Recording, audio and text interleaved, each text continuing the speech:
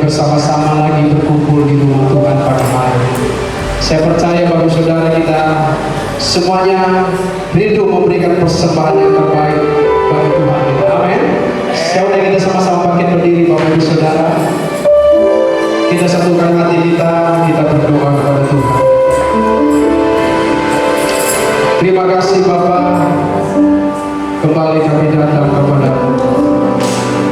Ini kami semua anak-anak-Mu ya Tuhan, yang telah menebus oleh karena kasih yang Kau ampuni, yang beroleh kemurahan, sehingga kami boleh ada pada saat pagi hari itu. Kami ada di rumah, kami ada di hadapan-Mu, membawa hati, membawa jiwa dan tubuh kami Tuhan. Kami rindu menyembah-Mu, kami rindu bersyukur, kami rindu memuliakan Engkau di tempat ini. Kami percaya bahwa Engkau ada di tempat ini, penuh dengan kemuliaan, penuh dengan keagungan. Jamahlah setiap hati kami, layakkan kami, kuduskan kami, sehingga persembahan kami yang kami persembahkan, persembahan yang dari surga, menyukakan hati-Mu pagi hari ini. Penuhi tempat ini dengan hadirat-Mu, dari depan, tengah, belakang, semuanya penuh dengan kemuliaan. Kami semua yang ada di ruangan ini dipenuhi dengan kemuliaan Tuhan. Dapat memandang kemuliaan, mengalami kemuliaan-Mu di dalam ibadah ini Tuhan. Dari awal ibadah ini sampai akhirnya kami benar-benar mengalami Tuhan. Terima kasih Bapa di surga. Terima kasih Tuhan. Seberapapun kami yang sudah hadir pada saat ini, kami persembahkan seluruh kehidupan kami. Kami satukan hati kami, jiwa kami, untuk menaikkan puji dan menyembah Kau Raja di atas segala raja. Terpujilah Kau Bapa, hormat dan mulia dan menyembah. Dalam nama Yesus kami berdoa dan kami mulai ibadah. Haleluya, haleluya. Amin. Saya persilakan kembali Bapak Ibu Saudara. Terima kasih Tuhan. Kita akan pujian kita bagi Tuhan, sebab Dialah jalan yang sempurna, Dialah perisai, Dialah pelindung. Seperti langit yang membentang, begitu luas kasih Tuhan bagi saudara dan saya. Terima kasih.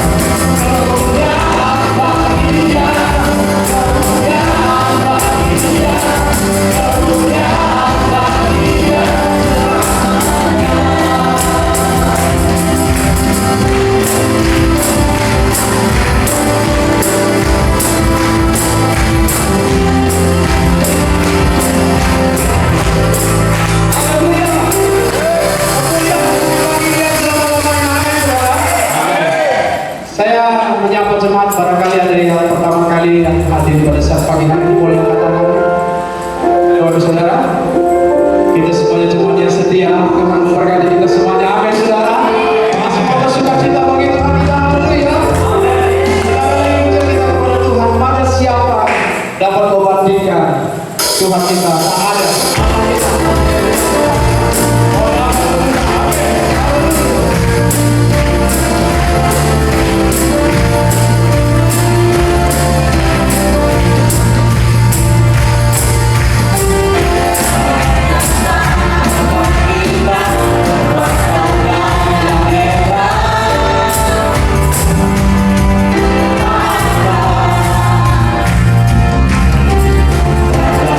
Yeah.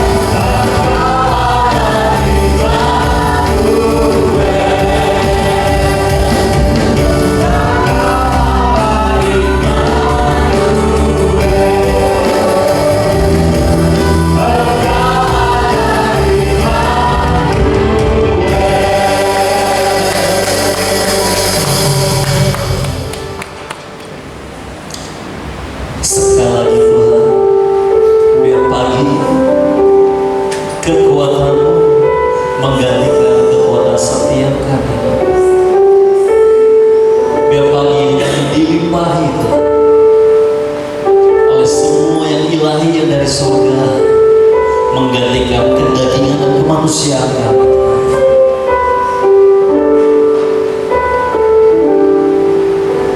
Dan terus bawa kami masuk ke tempat terdalam, di mana kami hanya bertemu, bertatap muka, dan berbicara dengan Engkau berdua, sampai hidup kami tidak lagi ada jarak, tidak lagi ada batasan, tidak ada lagi protokol. Bersama dengan Engkau, biar sekali lagi firman-Mu membebaskan, memerdekakan, dan menguatkan serta membangkitkan hidup kami. Terima kasih Bapa, biar roh hikmat, wahyu dan pengertian turun setiap mengambil tempat ini, sehingga kami boleh mengerti firman, dan kami diberi kesanggupan dan kemampuan menjadi pelaku firman yang setia sampai garis akhir. Terima kasih Bapa, di dalam nama Yesus kami berdoa. Amin. Shalom. Apa kabar semuanya? Puji Tuhan ya, saya juga melihat dari sini wajah-wajah yang diberkati semuanya. Saya berdoa aminnya itu bukan cuma sederhana di gereja, tapi benar-benar kita alami. Jangan sampai kita ke gereja, kita Kristen, kita ikut Tuhan, tapi tidak mengalami banyak hal. Itu agak gawat. Ada slide-nya kah? Tahu belum diterima?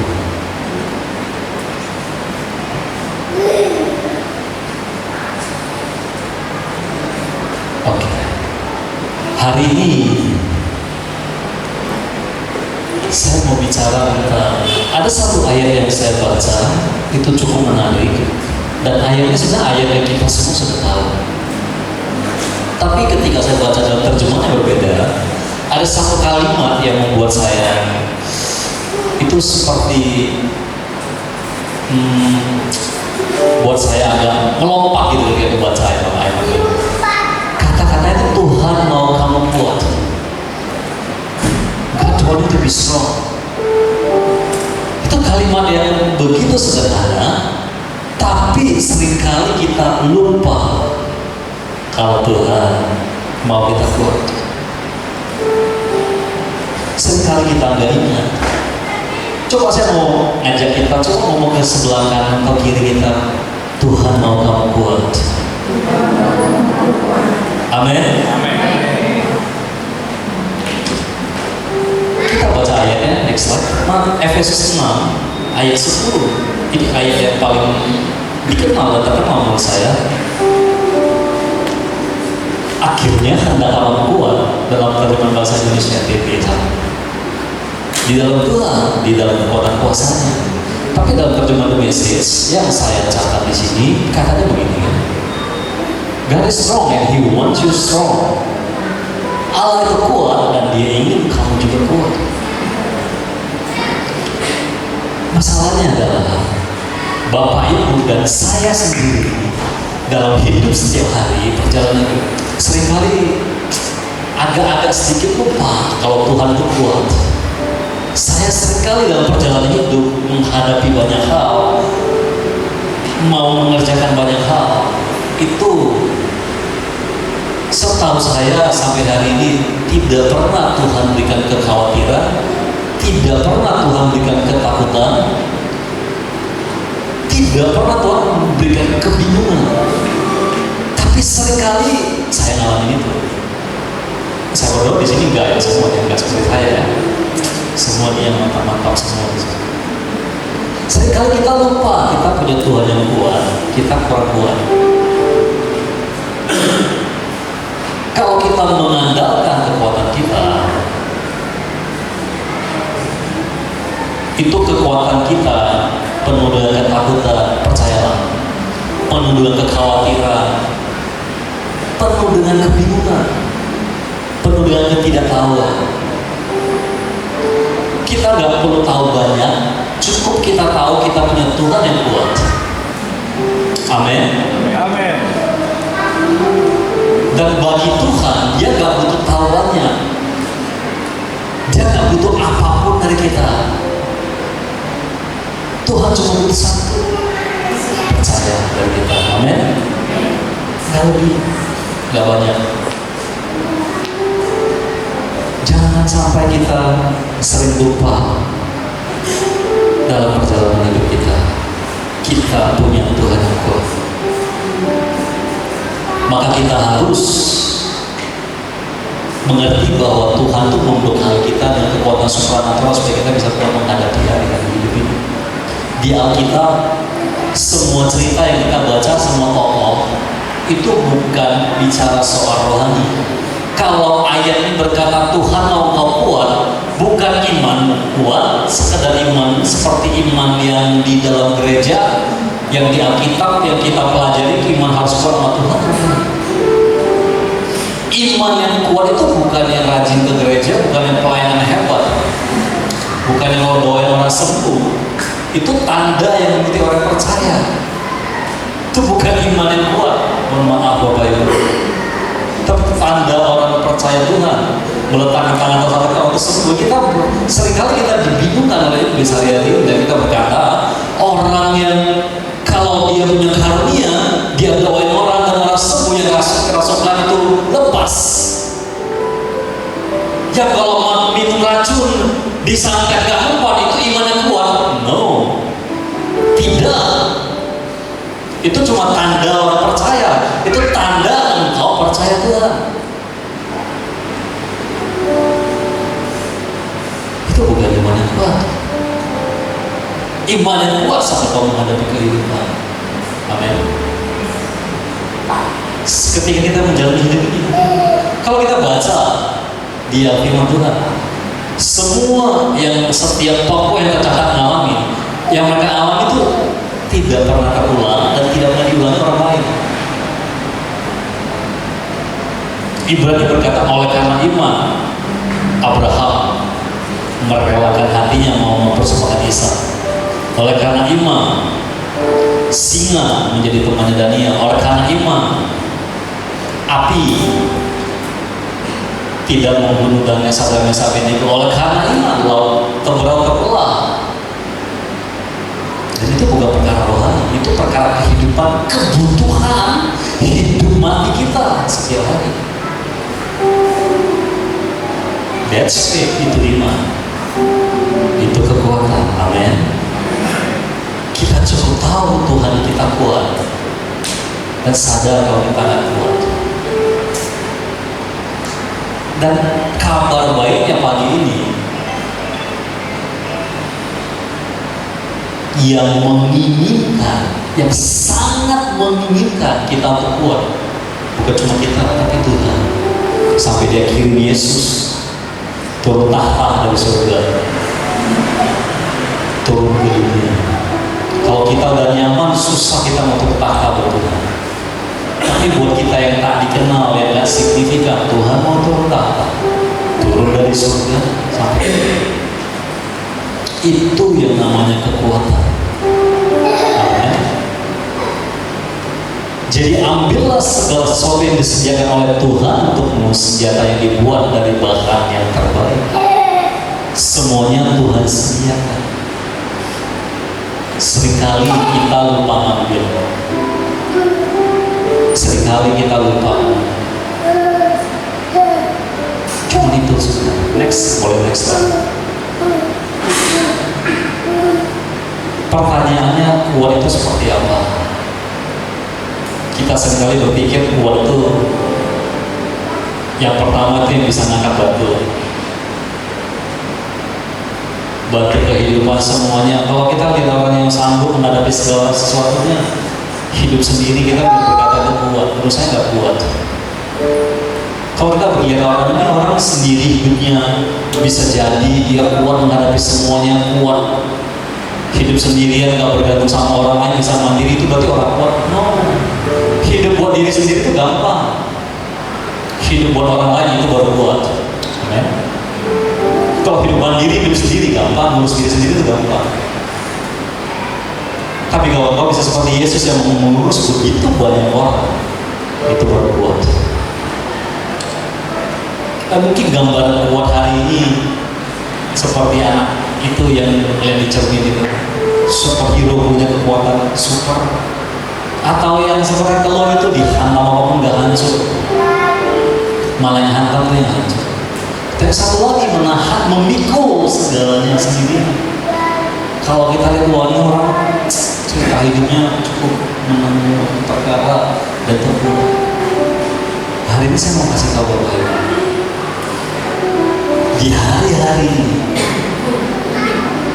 di hari-hari terakhir, iblis itu mau menghabisi kekuatan kita. Dengan cara apa? Bukan membuat kita lemah. Iblis itu tidak akan menghabisi kekuatan kita. Dia tidak akan mengambil kekuatan kita, nggak bisa. Cukup dia buat kita pengertiannya berbelok dikit aja. Kita salah dan kita lupa.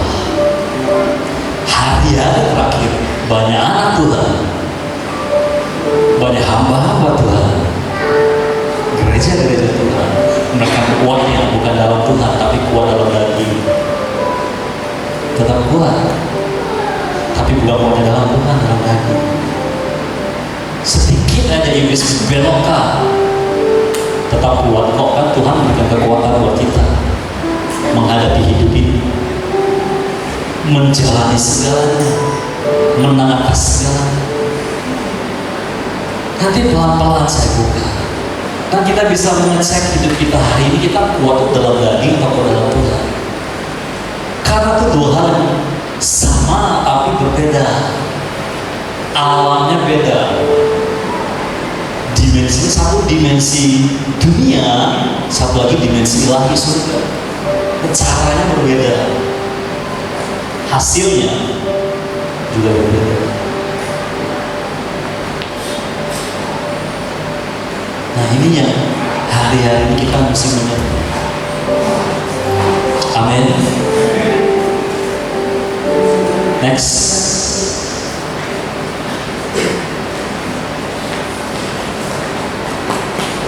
Kekuatan kita itu di apa yang kita bisa lihat dan kita bisa percaya dalam Tuhan di hari-hari. Orang yang dagingnya kuat sekali kena panah habis. Panah itu banyak. Ada panah kebohongan, ada keserakahan, ada kekayaan, ada kecantikan, ada keraguan, ada ketakutan. Ada banyak. Ada banyak dari kita yang percaya uang segala-galanya.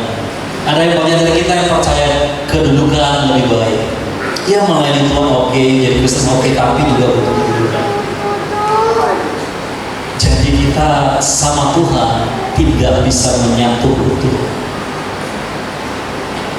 Padahal Tuhan Dia kirim Yesus ke dunia dan Dia berikan Roh Kudus yang tinggal dalam kita untuk menyatu. Tapi seringkali nggak pernah bisa nyatu. Karena kalau yang daging hidup, yang roh mati. Nah seringkali kita seringkali kita membunuh roh kita sendiri. Dari lewat semua yang kita alami dan kita lihat, kita jalan. Saya tidak tahu hari ini kita menghadapi apa. Sekalipun kita duduk dengan firman yang sama, tapi yang kita tangkap dan yang membuatkan kita bisa berbeda-beda. Bisa beda-beda. 12 murid Yesus mendengar cerita pengajaran suara dari Yesus, orang yang sama. Tapi ketika ditanya siapakah Yesus, siapakah aku, mereka punya jawaban yang beda-beda. Punya jawaban yang beda-beda. Hari ini apa yang kamu bisa lihat, itu iman kamu. Saat kau mendengar, saat kau melihat tentang kamu, dengar tentang firman Tuhan yang bisa kau lihat, dan kau pegang, itu gimana? Masalahnya hari ini kita seringkali melihatnya yang berbeda. Kita banyakkan hari-hari ini yang kita lihat itu uang, kedudukan, jabatan, dan yang lain. Bukan tidak melihat Tuhan,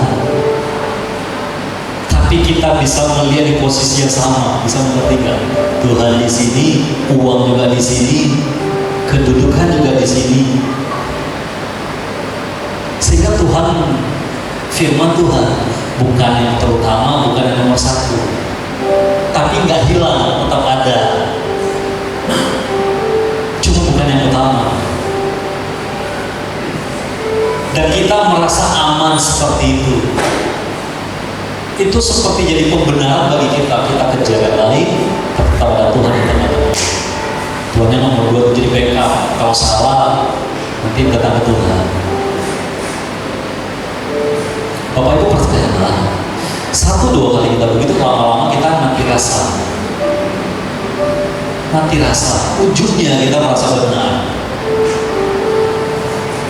Dan akhirnya kita akan lihat hidup kita kurang, kehilangan empati, dan kita cuma melihat orang, bukan kasih yang keluar, tapi penilaian dan penghakiman, komentar. Hari ini kalau kita lihat orang buat salah, kita lihat teman kita salah, kalau yang keluar bukan belas kasihan,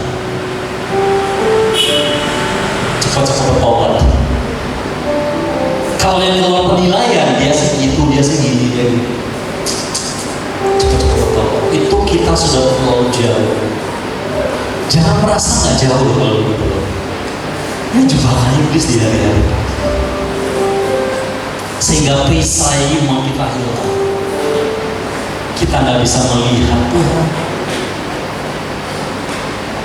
Orang yang kuat itu orang yang bisa melihat yang terbaik, bisa melihat gambaran Tuhan dalam diri setiap orang. Dalam diri kita ada dua, ada gambaran Tuhan, ada gambaran daging. Orang yang kuat, yang kekuatannya dari Tuhan, yang menyatu dengan Tuhan, yang hidupnya dalam Tuhan, yang dia lihat itu semuanya tentang Tuhan dalam diri orang.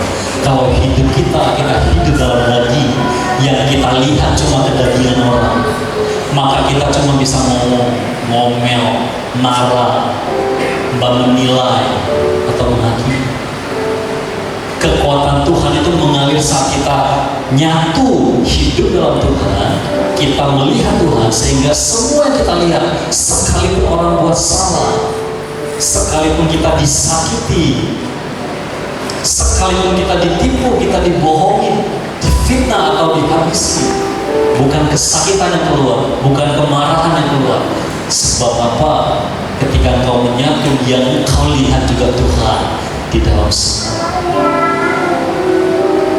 Tiba-tiba seperti Yesus, kalau ada yang potong, seperti Yesus yang menghadapi Petrus yang potong telinga prajurit, tidak ada satu kata marah pun yang keluar dari mulut Yesus.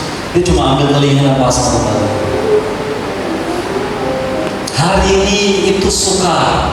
Kalau itu sukar, kita masih dalam daging. Sekalipun kita ini mau berapa puluh tahun pelayanan, jadi Kristen sejak lahir, kalau masih sukar, kita harus mengaku datang ke Tuhan. Tuhan, dagingku masih terlalu kuat, Tuhan.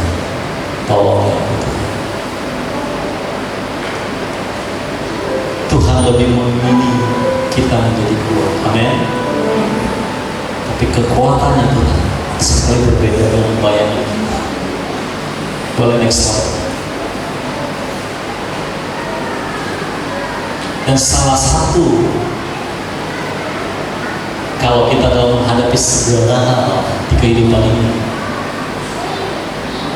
ketika keraguan, ketakutan, bahaya datang, mari belajar dari Daud. Daud memegang kepercayaannya kepada Tuhan. Sederhana sebenarnya kata-katanya, sepertinya sederhana, tapi Bapak Ibu, Ini satu kalimat yang Daud membuatkan kepercayaan kepada Tuhan. Sepertinya gampang ketika kita baca, oh ya aku beriman aja sama Tuhan. Kalau itu tidak keluar dari keintiman, tidak keluar dari perjalanan engkau dengan Tuhan, percayalah saat dalam bahaya besar, saat engkau dipojokkan semua orang marah dan mau menghabisi kamu, belum tentu kau bisa cari Tuhan dan menguatkan percaya sama Tuhan. Kau akan cari jenderal yang lebih hebat, yang lebih besar, orang yang lebih kuat yang bisa membela kita, bukan Tuhan. Kau percaya. Kalau kau tidak menjalani, menyatu dengan Tuhan, mulai dari hal kecil,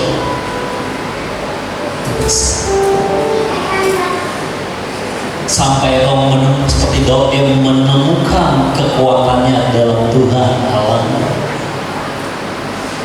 Itu keluar dari perjalanan hidup saya. Itu tidak serta-merta Daud bisa seperti itu. Dari kecil dia ditempa, dididik. Kecil. Sampai dia berkata, Tuhan adalah gembalaku, aku gak butuh yang lain. Itu bukan perkataan sekedar kata-kata puisi, nyanyian, doa Tuhan. Itu keluar dari hidup, keluar dari hidup. Bagaimana dia ditolak oleh keluarga, masih baik-baik aja, dan keluarga segala apa. Dan selalu itu trial hidup kita. Percayalah, Daud mengalami penolakan bukan waktu dia saat muda, tapi sesudah dia menjadi raja, sampai dia jadi raja terhebat pun sekalipun, masih mengalami yang sama sampai titik ini. Semua rakyatnya, prajuritnya, jenderalnya hampir menolak dia dan mau bunuh Daud. Kalau hari ini, sekian puluh tahun setelah kita melayani Tuhan, lulus dalam banyak ujian, tiba-tiba diperhadapkan dengan kondisi yang sama lagi, engkau menguatkan kepercayaan kepada Tuhan atau engkau ngomong Tuhan, kenapa aku udah berkorban, bernabur, dan melayani begitu, tapi kenapa engkau izinkan terjadi?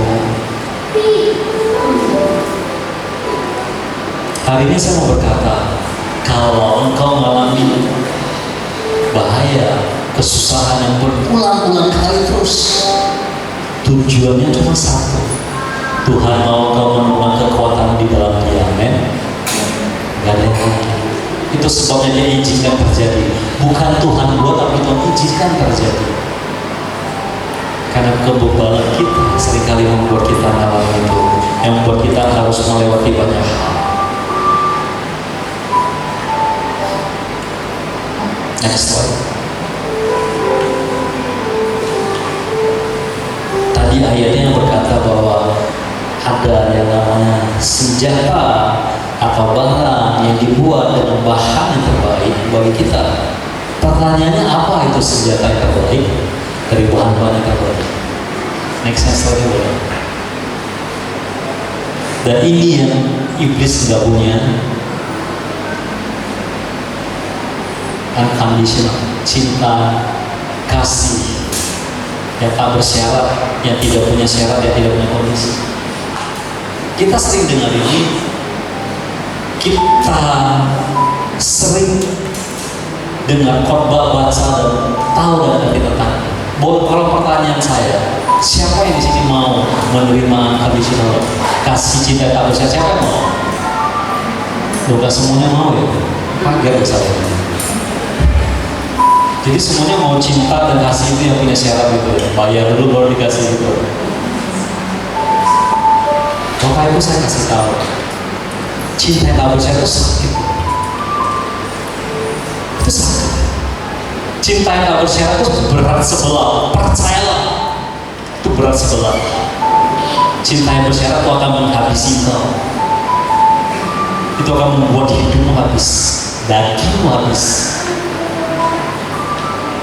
Pasti nggak bisa. Cinta yang tak bersyarat, kasih yang tak bersyarat. Mungkin akan membuat engkau nangis tiap hari. Awal itu takutnya. Seperti Yesus yang mengasihi kita dan mengampuni kita, tapi kita ya terus bohong, terus nipu tiap hari. Itu takutnya berat setelah.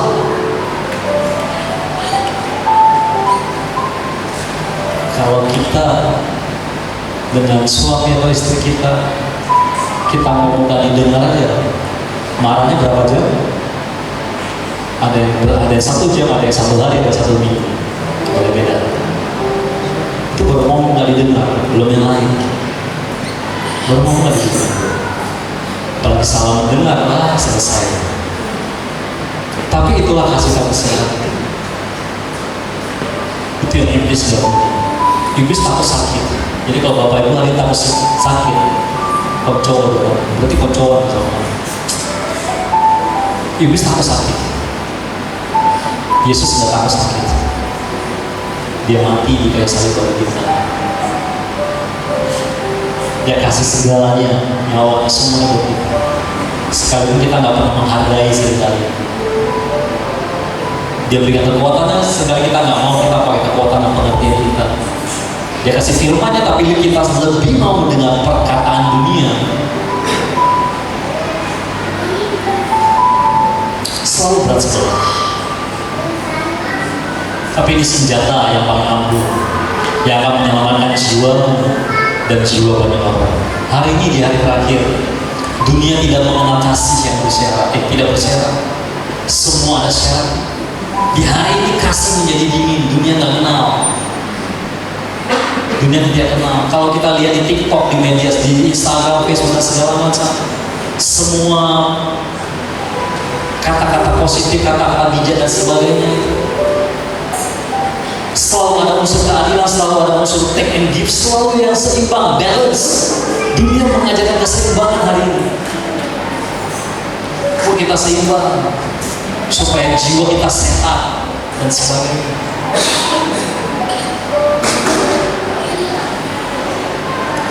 Kalau jiwamu sehat, rohmu mati,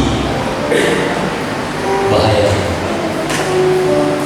Nah, hari ini kita mesti mengambil keputusan, ya.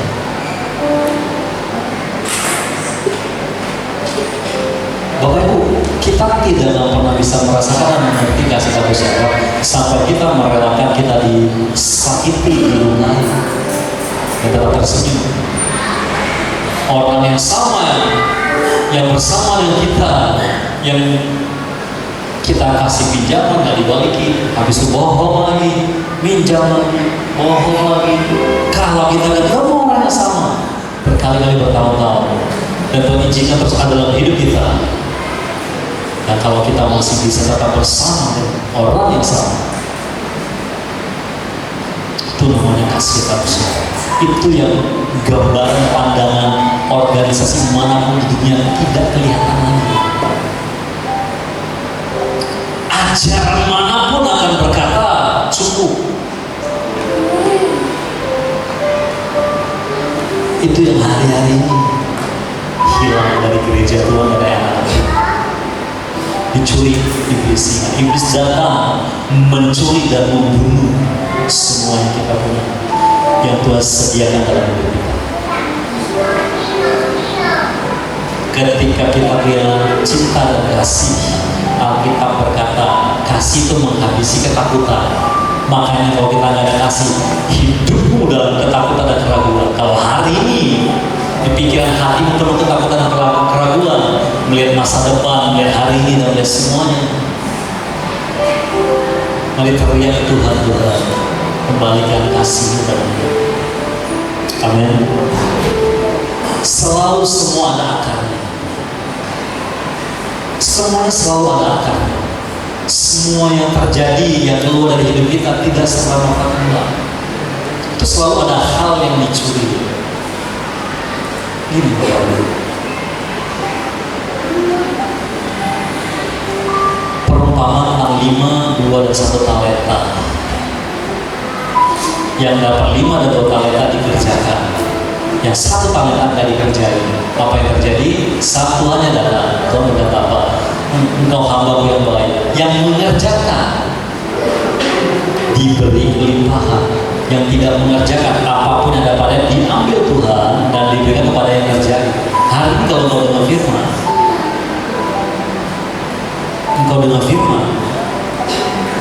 engkau dapat banyak hal dari Tuhan, modal, talenta, tapi nggak tahu kerjain, diam. Apapun yang ada padamu diambil Tuhan, diberikan kepada saya yang aku. Kalau Bapak Ibu nggak lakuin, benar percaya.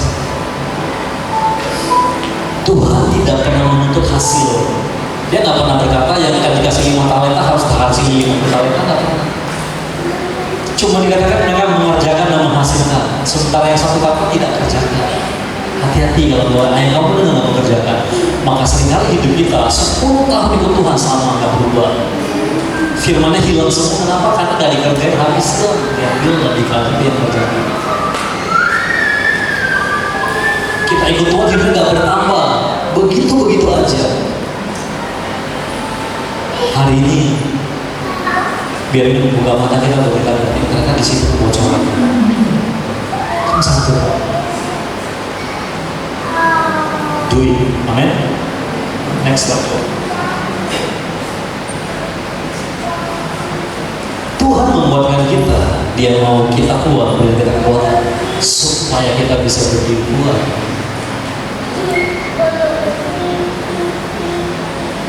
Dan semua yang Tuhan kasih, semua kekuatan, semua senjata. Kalau ayat ini berkata kenakanlah segenap senjata Allah yang Tuhan berikan, supaya kita dapat bertahan melawan tipu musnah iblis. Put them to use. Gunakan semua. Jangan didiam, jangan dianggukan. Digunakan. Hari ini kalau kau butuh duit, hari ini kalau kau butuh kesembuhan, hari ini kalau kau butuh kepastian, apa yang kita gunakan untuk menutupi ketakutan, kepastian, kebutuhan kita? Firman Tuhan atau yang lain? Sekali kita nggak gunakan, makanya kita nggak mengalami. Coba lihat di Alkitab, semua yang mengalami keajaiban itu mereka gunakan. Senjata itu firman. Firman itu kalau kita bisa lihat, kita bisa perkatakan, itu menghasilkan mujizat. Kenapa? Setiap firman yang keluar tidak pernah kembali dengan sia-sia.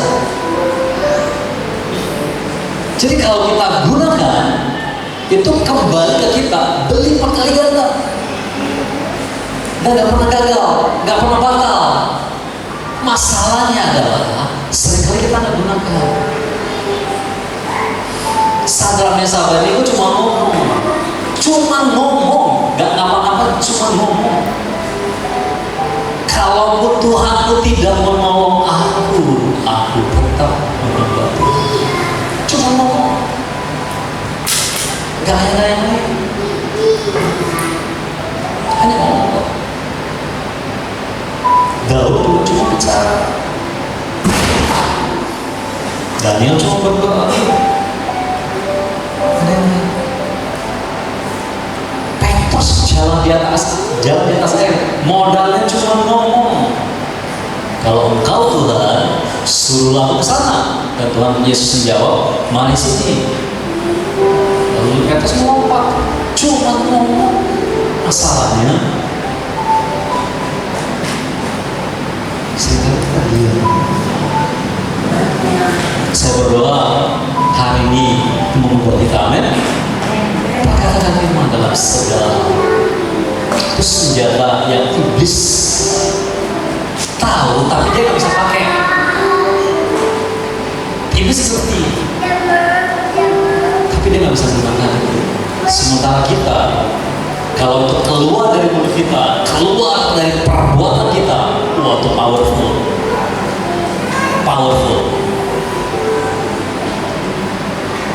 Tipuan, godaan iblis gak masuk ke kita.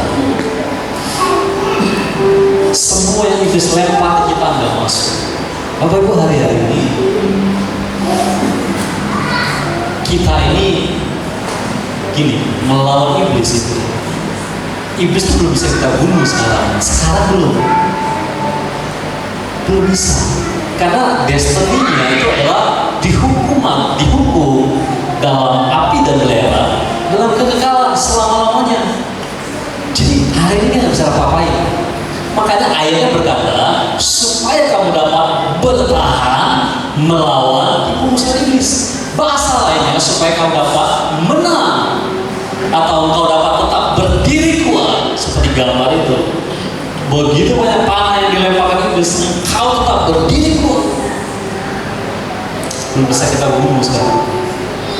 Kita usir, yes. Usir, ya. Kita perintahkan pergi, yes. Lepaskan cengkramannya, yes. Bebaskan, yes. Tapi dia bisa bunuh kita, iman kita, firman dalam hidup kita. Gak banyak kok, itu cuma kasih keraguan. Dia cuma panahin ketakutannya. Dia cuma panahkan kenyataan hidup. Goyang kita. Saat kenyataan hidup kita, setiap hari kita, kalau kita menghadapi api, bagaimana? Sekali lolos mungkin kuat.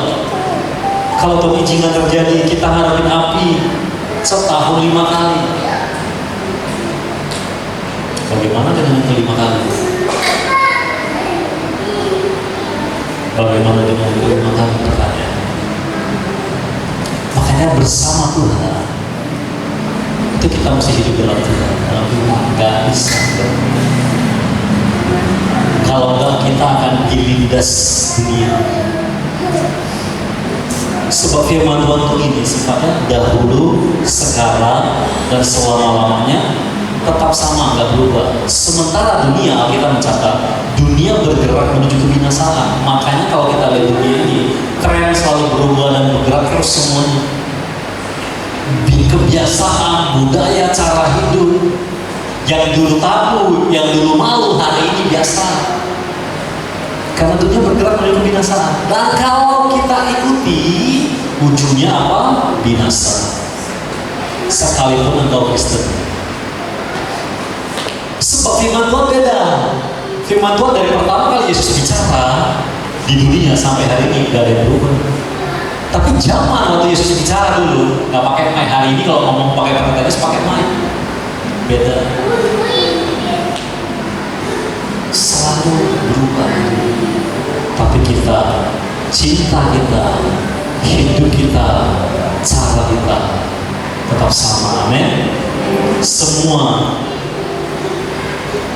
menurut saya, setiap nafas kita, setiap langkah kita, setiap perkataan kita, satu kata kuncinya, ada kasih atau tidak di dalamnya. Yang membedakan itu. Sebab yang kekal itu adalah kasih. Iman berhenti saat kita mati, pengharapan berhenti saat kita mati, tapi kasih itu selama-lamanya kekal. Amin. Jadi Tuhan kasih segalanya buat kita bertahan, buat kita bisa menang menghadapi semua. Next slide, dan ini yang terakhir. Ini yang saya sebut pertarungan hidup dan mati. Karena setiap hari ini bukan perang akhir pekan yang bisa kita tinggalkan dan lupakan dalam hitungan jam. Ini adalah pertarungan hidup mati yang akan berlangsung sampai akhir melawan iblis dan semua malaikatnya. Kalau di terjemahan baru, di dalam kita berkata kita melawan pembunuh di udara, penguasa. Peperang kita bukan melawan darah dan daging, tapi penguasa, pembunuh, dan roh yang ada di udara dan semua. Itu malaikat dan rantai-rantainya, malaikat iblis, malaikat jatuh, iblis dan semua anggotanya. Dan ini pertempuran yang Alkitab berkata iblis itu seperti singa yang mengaum, nggak pernah tidur, nggak pernah berhenti. Kita minimal 8 jam sehari berhenti tidur. Minimal, belum yang lain.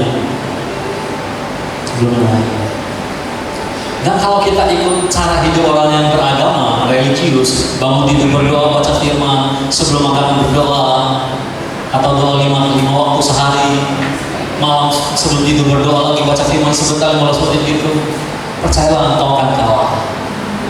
Itu bagus, tapi engkau akan kalah. Kau akan kalah. 24 jam paling kuat kita cuma bisa spend time, menghabiskan waktu lah cuma 2 jam, 3 jam, 4 jam. Paling cuma. Saya kasih tahu, tapi kalau kita hidup mengandalkan Tuhan, hidup dalam Tuhan itu beda. Hidup dalam Tuhan itu bukan baca firman, bukan berdoa, tapi konstan bicara sama Tuhan. Kita tidak bertanya lagi mana yang benar, yang salah, apa yang boleh dan tidak boleh. Tapi itu semua bicara apa sih yang menyenangkan Tuhan. Dari setiap yang firman yang kita dengar, apa sih yang harus kita lakukan? Kalau itu menegur kita, bagaimana harus berubah, apa yang harus diubah, apa yang saya harus berubah. Sebab itu pertemuan saling menang. Hari ini kita bisa menang, besok belum tentu. Belum tentu. Hari ini orang nipu pinjam duit dan gak bayar, kita bisa oke sekali. Tahun depan belum tentu. Dan tidak ada jaminan kita tidak akan ketemu dengan lagi dengan orang, bukan orang yang sama, tapi dengan kejadian yang sama dengan orang yang berbeda seumur hidup kita. Terus engkau yang kalah akan mengulang, engkau yang menang akan diuji lagi. Ini pertempuran yang terus menerus sampai mati. Makanya dikatakan ikut Tuhan itu pikul salib sangkal diri everyday, setiap hari, selama nafas ada, setiap hari. Tapi saya kasih penghiburan, orang yang mengandalkan Tuhan, orang yang menantikan Tuhan mendapat kekuatan yang baik. Kalau orang yang tidak mengandalkan Tuhan, mendengar itu, mendengar perkataan tadi yang berkata, kok berat ya Tuhan, engkau akan ciut dan mundur teratur, sebab daging itu Tuhan. Tapi orang yang mengandalkan Tuhan, firman Tuhan, kekuatan yang selalu di atas rata-rata. Ada yang namanya unlimited strength, unlimited energy, and boundless strength. Energi yang tak terbatas dan kekuatan yang tidak ada limit, tidak ada habis. Dan kita terima hanya saat kita mengerjakan semuanya. Yang tidak kerjakan diambil, ditambahkan kita, maka kekuatan kita bertambah dan bertambah. Maka ikut Tuhan, gak usah lihat kanan kiri, pandang Tuhan, lakukan yang telinga kita dengar tentang Tuhan dan dari Tuhan. Tangan kita, mulut kita, kaki kita kerjakan, langkahkan dan perkatakan. Gak usah lihat yang lain, gak usah pandang yang lain. Pandang Tuhan, melangkah, kerjakan Tuhan. Itu cara kita memenangkan pertempuran di sini. Dan tiba-tiba engkau akan melihat perang, dan engkau akan mendengar orang berkata, kamu kuat. Dan ujungnya kita akan mengerti ternyata Tuhan, kekuatan Tuhan itu seperti itu. Kita akan melihat hidup ini dengan cara yang berbeda. Bukan tidak ada kesusahan, bukan tidak ada kekhawatiran, bukan tidak ada ketakutan. Tapi semua yang terjadi nggak buat kita berhenti, nggak buat kita kehilangan Tuhan. Sebab mata kita melihat yang berbeda. Kata-kata kita bukan kata-kata dunia. Kaki kita tidak bisa melemah lagi. Siapa yang rindu mengalami semua? Semua kita. Saya juga sangat rindu. Saya berdoa, firman ini menguatkan kita semua dan mengubahkan cara kita ikut Tuhan, cara kita berjalan bersama. Dia Tuhan yang terlebih rindu melihat kita sempurna, maka Dia rela memberikan kesempurnaan bagi kita yang sempurna. Jamin Tuhan beri kekudusan, Tuhan beri keselamatan, yang mana kita nggak bisa dapat keselamatan, kita nggak bisa dapat kekudusan, nggak bisa. Kekuatan kita nggak ada, terbatas. Maka Tuhan yang berikan semua. Bagian kita hari ini cuma ambil. ambil dan lakukan dan gunakan. Kalau hari ini saya kasih HP yang baru buat Bapak Ibu semua, senang nggak? Dapat HP baru senang nggak? Senang kan? Tapi kalau HP itu Bapak Ibu bawa pulang, taruh di bingkai, di pajak, itu berguna nggak? Berguna nggak? Sama juga. Seringkali firman Tuhan, saya tutup dengan ini. Semua firman yang ada Bapak Ibu dengar, kalau pulang Bapak Ibu taruh dalam hati. Pulang nggak dikerjain, nggak dilakukan. Itu sama seperti HP yang saya kasih. Bapak Ibu pajak di dinding, nggak jadi apa-apa dalam hidup. Nggak memberikan apa-apa. Sama. Maka gunakan dan kerjakan, lakukan semuanya. Dan kita dengar dan kita terima. Itu yang akan mengubahkan hidupmu, itu yang akan menyembuhkan tulang-tulangmu. Dan itu akan membuat kau lebih kuat, mengalahkan dunia dan daging di atas. Amin. Mari kita berdoa. Bapak, terima kasih buat firman-Mu. Bebaskan kami dari semua yang tidak kami sadari, dari semua kesalahan kami, setiap kesengajaan kami Tuhan, semua kelemahan kami Tuhan. Luputkan kami, bebaskan kami Tuhan, di dalam nama Tuhan Yesus. Mulai hari ini kami terima kekuatan yang baru daripada-Mu Tuhan. Jaminan sampai garis akhir, tidak pernah melemah, tidak pernah mundur, tetapi semakin